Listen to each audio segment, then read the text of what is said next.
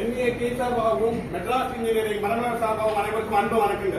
Madras engineering industries எங்களுடைய நிறுவனம் 6 இடத்துல இருந்து நாங்க மரமலர்ந்து வரோம். இது எங்களுடைய ப்ராடக்ட். இதை நாங்க உதிரி பாகம் சொல்றதை விட உயிர் பாகங்கள் கூறலாம். மேலும் எங்களை நெருப்புமிக்க வாடிக்கையாளர்கள் எங்களோட ப்ராஜெக்ட் டீம் என்னன்னா to improve the safety to eliminate the unsafe condition in grinding machine with spinning kine. இதுக்காக ஆரம்பிக்கப்பட்டதா எங்களுடைய பாலிட்டி கண்ட்ரோல் குழு. இதுக்கு ஃபெசிலிட்டியாக ராஜேஷ் ஐஎம் கண்ணன் பழனியப்பன் சுகுமார் மகாராஜ். இந்த ஸ்டார்ட் டேட் பாத்தீங்கன்னா 1/9/2023 end date 31/1/2024. System of problem எப்படி கேப்சர் பண்றேன்னா டெய்லி வரக்கூடிய ப்ராப்ளம் ரிஜிஸ்டர் பண்றோம். ரிஜிஸ்டர் பண்றத ப்ராப்ளம் பேங்க் எடுத்து போறோம். அங்க இருந்து கன்வெர்ட் ஆகுது. இதுல பாத்தீங்கன்னா டோட்டலா 24 ப்ராப்ளத்தை பிப்ரவரி 23 ஜூலை 23 வரைக்கும் ஐடென்டிஃபை பண்ணிருக்கோம். இதை நாங்க 7 QC ஸ்டெப் மூலமா ஸ்டார்ட் பண்ண போறோம். Step 1 problem identification. இது எங்களுடைய ப்ராப்ளம் பேங்க். டோட்டலா எங்களுடைய பிளான்ட்ல இருக்கிற எல்லா விஷயத்தையும் பார்க்கும்போது எங்களுடைய 24 ப்ராப்ளத்துல 2 இடத்துல அன்சேஃப் கண்டிஷன் இருக்குன்றத ஐடென்டிஃபை பண்ணோம். CCL 60 and ITC 100 மிஷின்ல இந்த ப்ராப்ளம் இருக்குன்றத ஐடென்டிஃபை பண்ணிருக்கோம். இது எங்களுடைய சேஃப் கண்டிஷன் டோட்டல் பிளான்ட்ல பார்க்கும்போது 2 இடத்துல இதை ஐடென்டிஃபை பண்ணிருக்கோம். அந்த அன்சேஃப் கண்டிஷன் சிவியர் என்ன அன்சேஃப் கண்டிஷன் என்ன நான் மிஷின் பிரிண்டில் ட்ரைன் பண்ணும்போது ஆக்சிடென்ட் ஆக வாய்ப்புகள் இருக்குது. அதுல ஒர்க் பண்ற ஆபரேட்டர் ஒரு பய உணர்வோட தான் ஒர்க் பண்ண வேண்டியதா இருக்கு. அதுல ஸ்கில்டு ஆபரேட்டர் மட்டுமே ரன் பண்ண வேண்டிய கண்டிஷன்ல இருக்கு. அதுல என்னால ஒரு மாசத்துக்கு 74 நம்பர் இம்ப்ராப்பர் ரோலிங்னால ஸ்பிண்டில் டேமேஜ் ஆகுது. ட்ரைனிங் டேமேஜ் ஆகுது. மாசம் ஒரு நம்பர் எங்களுடைய ட்ரைனிங் டேமேஜ் ஆகிறதுனால அந்த டூல் லைஃப் எங்களால முழுமையா அச்சீவ் பண்ண முடியல. 1,50,000 வர இடத்துல 98,000 தான் மாசத்துக்கு வருது. என்ன ப்ராப்ளம் நமக்கு? ஸ்பிண்டில் பிளான் லோட் பண்ற இடத்துல தான் நமக்கு ப்ராப்ளம் ஆயிட்டு போயிருக்கு. எங்க இருக்கு? ஸ்பிண்டில் ட்ரைனிங் மிஷின்ல வருது. எத்தனை இடத்துல வருது? 2 இடத்துல. டீம் அண்ட் டார்கெட் என்ன நமக்கு டீம்? எங்களுடைய ஸ்பிண்டில் கிரைண்டிங் செல்ல இருக்கக்கூடிய அன்சேஃப் ப்ராப்ளத்தை எலிமினேட் பண்றது தான் நம்மளுடைய டீம். எப்ப டார்கெட் பண்ண போறோம்? என்ன டார்கெட்? அன்சேஃப் கண்டிஷன் 2 மிஷின்ல இருக்கு. அதை 0 கொண்டு வர போறோம். எப்ப பண்ண போறோம்? ஜனவரி 24 குள்ள கம்ப்ளீட் பண்ண போறோம். Impact of the problem unsafe condition இருந்தா என்ன ஆகும்ன்றது ஒரு சின்ன வீடியோ தான் காமிச்சிக்கிறோம்.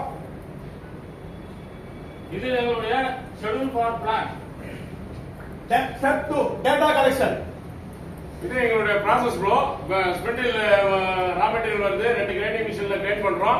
அது ஆர்பி ஆயில்ல ஃபில் பண்ணி ஸ்டோருக்கு மூவ் பண்றோம். அந்த 2 கிரைண்டிங் மிஷின்ல பண்ற இடத்துல தான் எங்களுக்கு அந்த ப்ராப்ளம் ஐடென்டிஃபை பண்ணிருக்கோம். இது எங்களுடைய வீடியோவை காமிச்சிருக்கோம். மேனுவலா லோட் பண்றோம். ஸ்பிண்டில் ஹேண்டில் எடுத்து வீல்ல லோட் பண்றோம். லோட் பண்ணிட்டு புஷ் பண்றோம். சைக்கிள் ஆன் பண்றோம். சைக்கிள் ஆன் பண்ணதுக்கு அப்புறம் ஆபரேஷன் ஃபினிட் ஆகி எஜெக்டர் மூலமா ஜாப் வெளியில வருது. இதுல லோட் பண்ற இடத்துலயும் புஷ் பண்ற இடத்துல இருந்தா எங்களுக்கு அன்சேஃப் ப்ராப்ளம் இருக்கு. இது எங்களுடைய இன்புட் பிளாங்க். இது கிரைண்டிங் பண்ணி அவுட்புட் பிளாங்கா வெளியில எடுக்கிறோம். இது எங்களுடைய டெஃபினிஷன் ப்ராப்ளம் அன்சேஃப் கண்டிஷன்றத எக்ஸ்பிளைன் பண்ணிருக்கோம். ஹேண்டில் எடுத்து லோட் பண்றோம். 2 வீலுக்கு நடுவில் இருக்கக்கூடிய ஒர்க்கர்ஸ்ல லோட் பண்றோம். லோட் பண்ணி புஷ் பண்றோம். புஷ் பண்ணிட்டு சைக்கிள் ஆன் பண்றோம். சைக்கிள் ஆன் பண்ணதுக்கு அப்புறம் ஆபரேஷன் கம்ப்ளீட் ஆகுது. கம்ப்ளீட் ஆகி எஜெக்டர் மூலமா ஜாப் வெளியில வருது. லோட் பண்ற இடத்துலயும் அந்த புஷ் பண்ற இடத்துல இருந்தா எங்களுக்கு க்ளோஸா வரல் போறதுனால எங்களுக்கு அன்சேஃப் கண்டிஷனா இருக்கு. Step 3 analysis. Methodology for analysis brainstorming. இது வரைக்கும் பிரைன் ஸ்டார்மிங்ல பாத்தீங்கன்னா 13 காரணங்களை வேலிடேட் பண்ணோம். வேலிடேஷன் பண்ணி மேன் மிஷின் மெட்டீரியல் பொறுத்து பார்த்தோம். பேஸ்ட் எக்ஸ்பீரியன்ஸ்ல 8 காரணங்களை ரூல் அவுட் பண்ணிட்டு மீதி இருக்கிற 5 காரணங்களை கம்பா வேலிடேஷனுக்காக எடுத்து போனோம். கம்பா வேலிடேஷன் இதுல பாத்தீங்கன்னா run out training wheel run out check பண்ணோம்.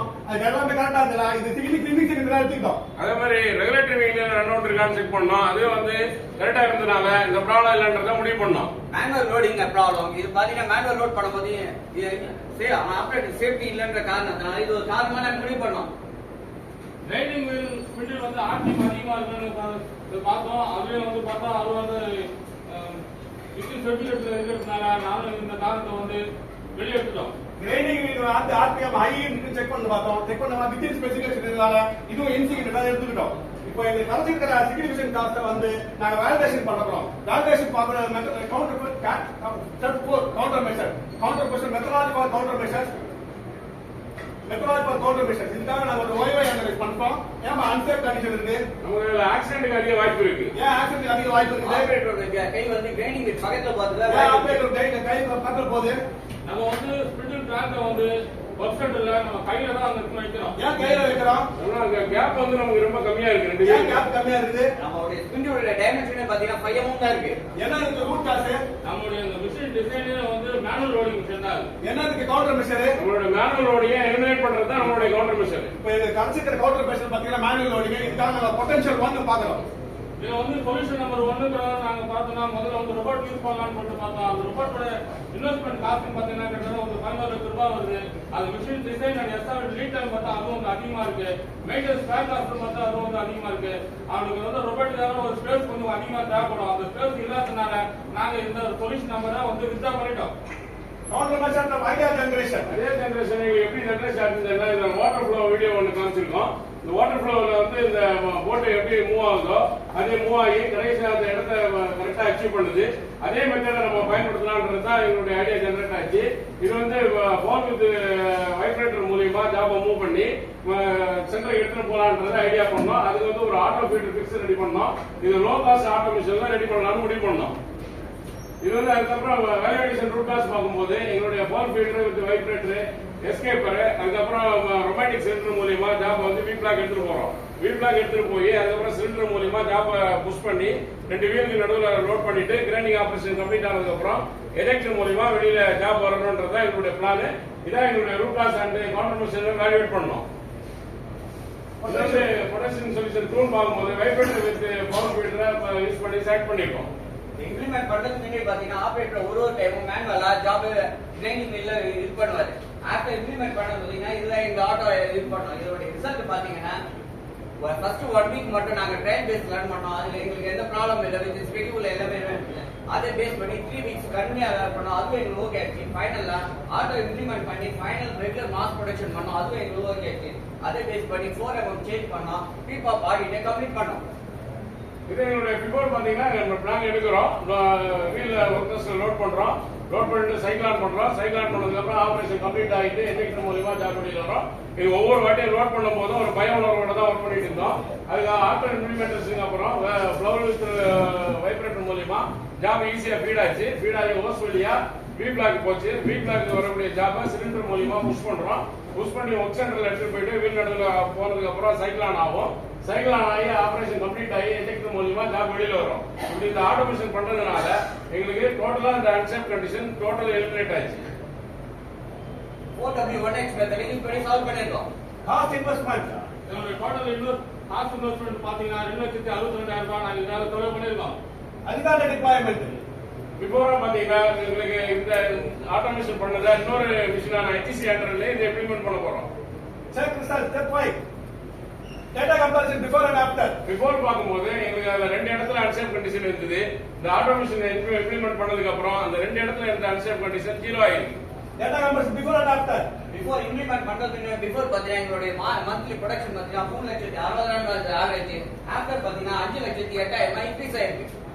வேலிடேஷன் அப்படினா வந்து வித்தின் ஸ்பெசிஃபிகேஷன் எல்லாமே SOP செக் பண்ணா எல்லாமே வித்தின் ஸ்பெசிஃபிகேஷன்ல இருக்கு. CPCTK வேல்யூ தெரியணும் எல்லாமே வித்தின் ஸ்பெசிஃபிகேஷன்ல இருக்கு.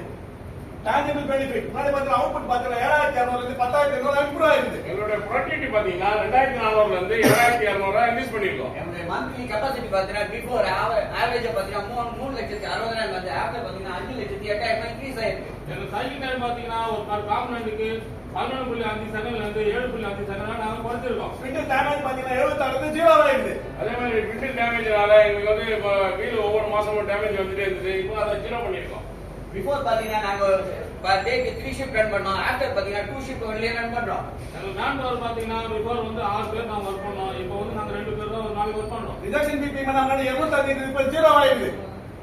இன்டான்ஜிபிள் பெனிஃபிட் பிஃபோர் பாத்தீங்கன்னா அதுல ஒர்க் பண்ற ஆபரேட்டர் வந்து பய உணர்வோட தான் ஒர்க் பண்ணிட்டு இருந்தாங்க. இந்த ஆட்டோமேஷன் யூஸ் பண்ணதுக்கு அப்புறம் இப்போ அதுல ஒர்க் பண்றதுக்கு ரொம்ப ஈஸியா ஒர்க் பண்றாங்க. அதே மாதிரி ஆபரேஷன் வந்து டிஸ்கட் ஆயிருக்கு. அது மட்டும் இல்லைங்க இதனால எங்க முறை இம்ப்ரூவ் ஆயிருக்கு. கான்ஃபிடன்ஸ் லெவல் இம்ப்ரூவ் ஆயிருக்கு. ஸ்கில் லெவல் இம்ப்ரூவ் ஆயிருக்கு. நாளை லெவல் இன்க்ரீஸ் ஆயிருக்கு. எங்க டீம் ஒர்க் இம்ப்ரூவ் ஆயிருக்கு. காஸ்ட் பெனிஃபிட் இதனால என்னோட காஸ்ட் சேவிங் பர் இயர் பாத்தீங்கன்னா 5,54,811 ரூபாயா. இதுக்காக நான் இன்வெஸ்ட் பண்ண அமௌண்ட் வந்து 6 மாசத்துல நாங்க திருப்பி எடுத்துட்டோம். Static standardization SOP control plan charge இது பண்ணிருக்கோம். Fixed maintenance check sheet update பண்ணிருக்கோம். மிஷின் செக் ஷீட் அப்டேட் பண்ணிருக்கோம். மிஷின் SD கார்டு அப்டேட் பண்ணிருக்கோம். FLC ப்ரோக்ராம் அப்டேட் பண்ணிருக்கோம். ஃபிக்ஸட் ஸ்பேர் பிளான் அப்டேட் பண்ணிருக்கோம். மேனுவல் ஆப்ரேட்டருக்கு ஓஜிசி கார்டு அப்டேட் பண்ணிருக்கோம். Step 7 conclusion. இந்த பிளான் ஆக்சன் ஸ்டார்ட் பண்ணலாம். நாங்க இந்த ப்ராஜெக்ட்டை கம்ப்ளீட் பண்ணிட்டோம். யூஸ் பண்ண QC tools bar chart use பண்ணிருக்கோம். ஒய்ஒய் அனலைசிஸ் யூஸ் பண்ணிருக்கோம். OWNH மெத்தட் யூஸ் பண்ணிருக்கோம். சவுண்ட் QC யூஸ் பண்ணிருக்கோம். ஹிஸ்டோகிராம் யூஸ் பண்ணிருக்கோம். Cause and effect diagram use பண்ணிருக்கோம். எம்பாடிங் யூஸ் பண்ணிருக்கோம். பிரைன் சவுண்ட் யூஸ் பண்ணிருக்கோம். லோ காஸ்ட் ஆட்டோமேஷன் யூஸ் பண்ணிருக்கோம். ரன் சார்ட் யூஸ் பண்ணிருக்கோம்.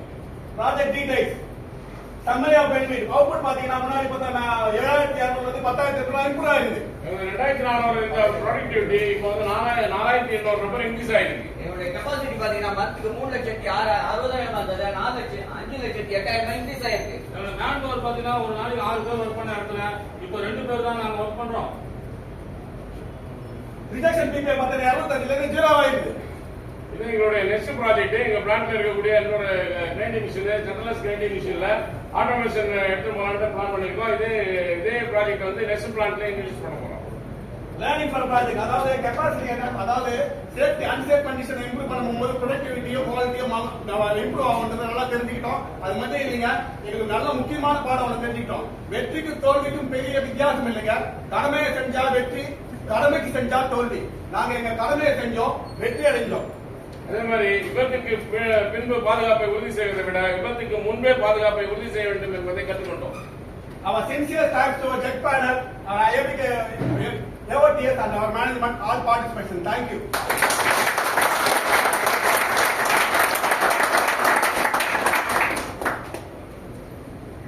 Okay, very nice presentation.